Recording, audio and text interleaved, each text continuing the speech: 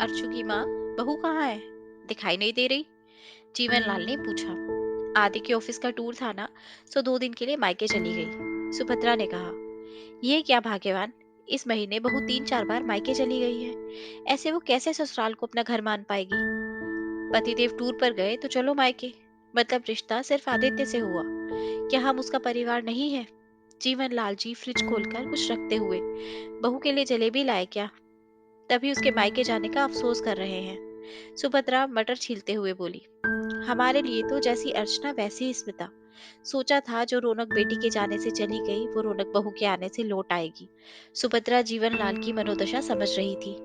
आखिर बच्चों बिना घर कहाँ अच्छा लगता है। पर वो क्या करती। बेटी की सास आसानी से मायके नहीं भेजती थी, तो माँ के रूप में उसे बुरा लगता था। सो आज बहू स्मिता जब मायके का पूछती है तो वो चाह कर भी मना नहीं कर पाती। स्मिता आदित्य के आने से ठीक पहले ससुराल पहुंच जाती है। स्मिता अपनी सास के सीधेपन का खूब फायदा उठाती है। सुभद्रा सब समझती थी, पर स्मिता की हरकतों को बचपना समझकर माफ कर देती थी। एक बार अर्चना की सास को अपने गुरु के दर्शन के लिए बाहर जाना था, सो उसने 2 दिन के लिए अर्चना को मायके जाने के लिए अनुमति दे दी। अर्चना बेहद खुश थी कि वो भाई की शादी के बाद पहली बार अपनी नई भाभी के साथ रहने जा रही थी। माँ, भैया भाभी कहाँ है? अर्चना ने मायके आते ही सवाल किया। बेटा तेरा भाई शाम तक टूर से आ जाएगा, तो समझ 1 घंटा पहले तेरी भाभी भी मायके से आ जाएगी। जीवनलाल ने चिढ़कर कहा। ऐसा क्यों पापा? भाभी को तो मैंने बताया था कि मैं 2 दिन के लिए मायके आ रही हूँ। हम ननंद भाभी खूब मस्ती करेंगे। माँ आपने रोका नहीं। तेरी माँ कुछ कहती होती तो उसके इतने पर निकलते क्या? पापा आपको क्या हो गया है? सास जैसे ताने क्यों दे रहे हो? क्या करूँ बेटा? तेरे भाई का टूरिंग वाला जॉब, महीने में 2-3 चक्कर उसके बाहर के लगते हैं। 2 दिन के टूर में भी तेरी भाभी मायके चली जाती है।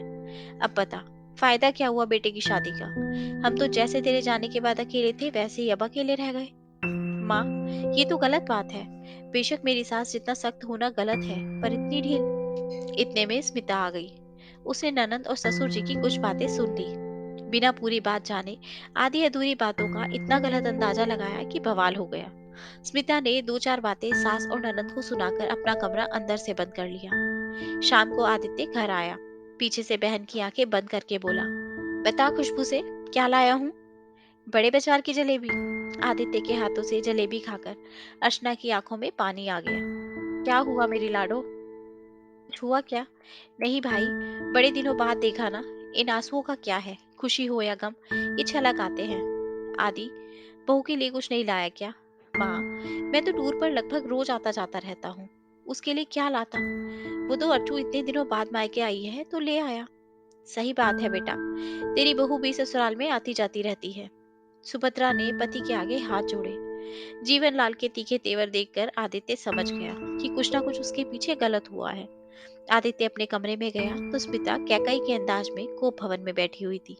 चारों तरफ सामान बिखरा हुआ था। क्या हुआ स्मिता?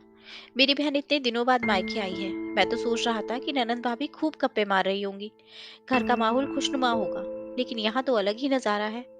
स्मिता ने आदित्य के प्यार से रखे हुए हाथ को दूर झटक कर बोला। तुम जॉब चेंज करो या मुझे अलग घर लेकर दो। अब तुम्हारे घर वालों के साथ मेरा गुजारा नहीं। तुम्हारे सामने तुम्हारे घर वाले मेरे साथ ठीक व्यवहार करते हैं, और तुम्हारे पीछे आज तुम्हारी बहन और पिताजी मेरे लिए ऊट पटांग बातें कर रहे थे। सासू माँ ने मुझे ज्यादा ढील दे रखी है, और भी जाने क्या क्या। वो सब मैंने अपने कानों से सुना है। स्मिता, मेरे पिताजी बोलने में थोड़े रूखे हैं, पर मन में उनके कोई कपट नहीं है। सीधी बात मुंह पर करते हैं, बस वही अक्सर चुप जाती है। बाकी मेरी बहन तो निरी गाय है। तेज सास के साथ रहकर भी जब उसके लिए तक गलत नहीं बोलती तो अपनी भाभी के लिए कैसे गलत बोल सकती है? ओहो, मतलब मैं ही गलत हूँ। मैं ही तुम्हारे प्यार में पागल थी। मिस्टर आदित्य मेहता, अगर तुम्हें अपने परिवार में नहीं पत्नी में ही सारी खामियां नजर आती हैं, तो रहो इन्हीं के साथ। मैं चलती हूँ। स्मिता ने 4-5 साड़ियां हैंगर समेत बैग में डाली और निकल गई। सुभद्रा और अर्चना ने बहुत कोशिश की। बहू रुक जाओ, इतनी छोटी सी बात पर कोई रूठता है क्या? भाभी रुक जाओ, अगर आप मेरी वजह से जा रही हो तो मैं चली जाती हूँ, ये घर आपका है। आदित्य ने माँ और बहन का हाथ पकड़ उन्हें स्मिता के रास्ते से हटा दिया। जाओ, मैं तुम्हें नहीं रोकूंगा। अगर वो लोग तुम्हें हमसे ज्यादा अच्छे से रखते हैं तो जाओ। इसी में तुम्हारी खुशी है तो हमें मंजूर है। जब तुम्हें एहसास हो जाए कि मायका नहीं ससुराल ही तुम्हारा असली घर है तब लौट आना। स्मिता को आज गए हुए 3 महीने हो गए हैं। आज स्मिता और आदित्य की सालगिरह है। स्मिता की माँ बोली, बहुत हुई नाराजगी बेटा, दामाद जी को फोन कर लो। आज तुम्हारी शादी को 1 साल हो गया है। गिले शिकवे दूर करके नए सिरे से जीवन की शुरुआत करो। मैं फोन क्यों करूं? उन्हें मेरी कोई जरूरत नहीं है माँ। उन्होंने कभी मुझे फोन नहीं किया। बेटा, तुम उसे ब्लॉक करके बैठी हो, सास ननद के फोन तुम उठाती नहीं हो। ऐसे नहीं होता बेटा। नए माहौल में, नए रिश्ते में सबको एडजस्टमेंट करने होते हैं। मुझे 1 साल पहले का समय याद आ रहा है, जब तुम आदित्य को जीवन साथी बनाने के लिए पूरी दुनिया से लड़ने को तैयार थी। जाने अनजाने स्मिता अपने अतीत की यादों में खो गई। उसे वो हसीन रूमानी पल आंखों के आगे घूम गए, जब उसने और आदित्य ने साथ जीने मरने की कस्में खाई थी। इतने में पड़ोस की आंटी की तीखी आवाज सुनकर स्मिता अपनी यादों से अचानक बाहर आ गई। देख बहन, जब तक बड़ी बेटी को अपने ससुराल नहीं भेजेगी, तब तक छोटी बेटी के रिश्ते में तो अड़चने आएंगी ही। उसे भी कहो कि बड़ी की तरह ही प्रेम विवाह कर ले। अनुराधा आंटी के तीखे स्वर अंदर कमरे में बैठी हुई स्मिता के मन में शूल की भांति चुभ रहे हैं। नहीं, एक बेटी का प्रेम विवाह सफल नहीं हुआ, छोटी का तो मैं अपनी जाति में ही करवाऊंगी। मेरी बेटियां पढ़ी लिखी, संस्कारी और गुणी हैं। आप अच्छा घर वर देखिए, शारदा ने शरबत का गिलास देते हुए कहा। अनुराधा ने लड़कों की फोटो और बायोडाटा वाला एल्बम देते हुए कहा, शारदा, इसमें जातीय, अंतरजातीय, जॉब वाले, बिजनेसमैन, सब तरह के लड़के हैं। तुम आज के लिए रख लो, मैं कल ले जाऊंगी। अंकिता ऑफिस से आए तो उसे दिखा देना। अनुराधा के जाते ही स्मिता बाहर आ गई। शारदा के हाथ से एल्बम लेकर बैठ गई। मैं देखूंगी मेरी गुड़िया के लिए वर। फोटो देखते देखते अचानक स्मिता की नजर आदित्य की फोटो पर पड़ गई। उसके सिर पर आसमान टूट पड़ा और पैरों तले से जमीन खिसक गई। फोटो पर गिरते आंसू देखकर शारदा जी बोल पड़ी, अब एक आदमी बेचारा कब तक इंतजार करेगा? बिना गलती के कब तक सजा भुगतेगा? जो बीवी ब्लॉक करके बैठी है, बात करने को तैयार नहीं है, उसे मायके कैसे लेने आए? सोचता होगा दूसरा घर बसा ले। मैं तो कहती हूँ स्मिता, तुम भी तलाक दे दो। अंकिता के साथ ही उसी मंडप में पुनर्विवाह कर लो। कैसी बातें करती हो माँ? मैं आदित्य से प्यार करती हूँ। इतनी सी बात पर कोई तलाक देता है क्या? 3 महीने की दूरी में वो 3 साल का प्यार भूल गए। वो कैसे दूसरी शादी का सोच सकते हैं? वाह बेटा, इतनी सी बात पर तलाक नहीं होता, पर घर छोड़कर आया जा सकता है। एक बात साफ कर दूं बेटा, प्यार सिर्फ 2 लोगों के बीच होता है, पर शादी तो 2 परिवारों का गठबंधन होता है। तूने आदित्य को तो अपना लिया, उसके परिवार को नहीं अपना पाई। वो घर में रहता है तो तुम्हें ससुराल अच्छा लगता है, नहीं तो तुम अपने मायके आ जाती हो। बेटा, शादी कोई गुड्डे गुड़िया का खेल तो नहीं है। प्यार में तो लोग तक तो ताज छोड़ देते हैं। तुम अपने पति के परिवार को दिल से नहीं अपना पाई। ये कैसा प्यार था? बस माँ, बहुत हो गया। मेरी गलती इतनी बड़ी नहीं जो ठीक नहीं की जा सके। मैं जा रही हूँ मेरे ससुराल। मैं अपनी गृहस्थी ऐसे बर्बाद नहीं होने दे सकती। स्मिता ने अपना सूटकेस पैक किया और फोन पर कैब बुक करके रवाना हो गई। ससुराल के घर पर ताला देखकर उसका दिमाग और खराब हो गया। उसने सास, पति, ननद सबको फोन लगाए। सबका फोन कवरेज से बाहर आ रहा है। बुरे बुरे ख्याल दिमाग में आ रहे हैं। पड़ोसी से पूछा तो पता चला कि पूरा परिवार किसी रिश्तेदार की शादी में गए हैं। जरूर आदित्य को लड़की दिखाने का कार्यक्रम इसी शादी में तय किया होगा। भगवान मेरी शादी टूटने से बचा लीजिए। मैंने नासमझी में अपने हंसते खेलते घर में आग लगा दी। एक मौका दे दीजिए, बस आखिरी बार। देर रात तक स्मिता घर के बाहर बैठी आंसू बहाती रही। इतने में आदित्य की कार के हॉर्न ने उसके शरीर में जैसे जान फूंक दी हो। कार से निकलने के बाद अर्चना, सुभद्रा, जीवनलाल बहू को देखकर फूले नहीं समाये।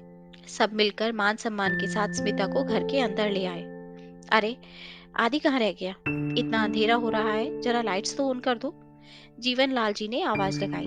लाइट्स ऑन होते ही स्मिता पर फूलों की बारिश शुरू हो गई। पूरा घर लाइट्स और फूलों से सजाया गया। हैप्पी एनिवर्सरी के बैलून से डेकोरेशन हो रखा था। स्मिता ने ऐसे स्वागत की कल्पना भी नहीं की थी। चेहरे पर पिया मिलन की खुशी और आंखों में शर्मिंदगी के आंसू। फुल सूट में सीढ़ियों से उतरता हुआ आदित्य किसी राजकुमार सा लग रहा था। हाथ में दिल वाला बैलून लिए वो स्मिता के आगे घुटने पर बैठ गया। हैप्पी एनिवर्सरी जान, कैसा लगा सरप्राइज? कॉलर से खींचकर स्मिता ने आदित्य को उठाया। आंखों में आंसू लिए हुए बोली, मैट्रिमोनियल वाले एल्बम में आपकी तस्वीर क्यों घूम रही है? मैं कुछ महीनों के लिए दूर क्या हुई, तुम तो दूसरा ब्याह रचाने चल दिए। अरे, उसी फोटो की वजह से तो मेरी पहली शादी बची है। क्या मतलब? बहू, हमारी समधन जी का ही ये प्लान था। उन्होंने कहा था, मेरी बेटी सुनती आधा है, समझती एक चौथाई है और रिएक्ट दुगना करती है। सो हमसे आदित्य का एक पुराना फोटो मंगवाया। उसका उन्होंने क्या किया ये वही जानती हैं। लेकिन मानना पड़ेगा, उनके प्लान से ही हमारे 3 महीने रूठी लक्ष्मी कम से कम घर तो आ गई। जीवन लाल जी ने बहू के सिर पर हाथ रखकर कहा, जी भाभी, आपकी मम्मी ने ही कहा था, आदित्य और स्मिता की एनिवर्सरी की तैयारियां करो। आपकी बहू को भेजने की जिम्मेदारी मेरी। यही नहीं भाभी, डेकोरेशन भी हमारे पीछे आपकी बहन ही करके गई है। आप तो जैसे ही रूठ कर गई, हमें कोई सुलह का रास्ता नहीं समझ आ रहा था। ये तो भला हो आंटी जी का। मुझसे कहा बस पड़ोस में शादी का बोलकर कुछ घंटे के लिए निकल जाओ और घर की दूसरी चाबी अंकिता को कॉलेज देते हुए जाएं। यही नहीं, आपकी कॉल आए तो पिक भी नहीं करे। अर्चना ने सारा वृतांत सुनाया। एक बार तो स्मिता को माँ पर बहुत गुस्सा आया, पर दूसरे ही पल अपने ससुराल में अपने ऐसे ग्रैंड वेलकम को देखकर उसका सारा गुस्सा हवा में हो गया। स्मिता और आदित्य ने मिलकर अपनी फर्स्ट एनिवर्सरी का केक काटा। अर्चना के पतिदेव उसे लेने मायके आ गए थे। सुभद्रा और जीवनलाल अपने बच्चों के साथ हरे भरे पूरे परिवार को देखकर बहुत खुश हो रहे हैं। स्मिता को पीछे से आकर आदित्य ने बाहों में जकड़ लिया। अब कोई कमी हो तो बताओ, इस तरह रूठ कर फिर मत जाना। तुम्हें मम्मी पापा के साथ दिक्कत है तो चलो दूसरा फ्लैट। स्मिता ने आदित्य के मुंह पर हाथ रख दिया, गले लगाकर रोते हुए बोली, कितना शर्मिंदा करोगे? मुझे कुछ नहीं चाहिए। जिसके पास तुम्हारे जैसा जीवन साथी हो, उसे भला कोई कमी हो सकती है? तुम्हारी जुदाई ने एक बात तो सिखा दी कि तुम हो तो सब कुछ है, तुम नहीं तो कुछ भी नहीं। आज विरह की बेला खत्म हुई। दोनों पति पत्नी एक दूसरे में खो गए। बच्चे गलतियां करते रहते हैं, हम अपने फैसले खुद ले सकते हैं, ऐसा बोलते हैं, लेकिन माता पिता की जरूरत उन्हें हर कदम पर पड़ती है। आजकल प्रेम के बाद विवाह होता है, तभी घर पहले से ज्यादा टूट रहे हैं, तो माता पिता की जिम्मेदारी और बढ़ जाती है, क्योंकि अपने बच्चों की कमियां उनसे बेहतर कौन जान सकता है।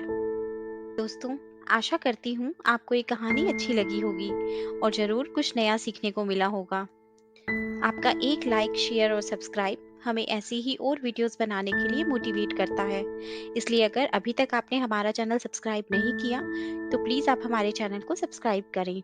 आपसे कल फिर मुलाकात होगी एक नई कहानी के साथ। धन्यवाद।